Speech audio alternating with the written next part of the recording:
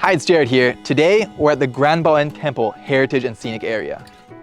This porcelain tower was a soaring Ming-era pagoda and one of the 7 medieval wonders of the world before it was destroyed during the 19th century.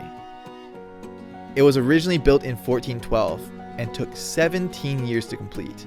The tower is just over 78 meters high and was once ancient China's tallest building. 大报恩寺在古时候是按照皇宫的规格建造的，据说那个时候啊，金碧辉煌的。是的，我感觉好大呀。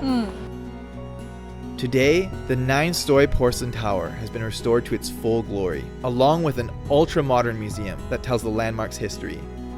Many national treasures are on display here.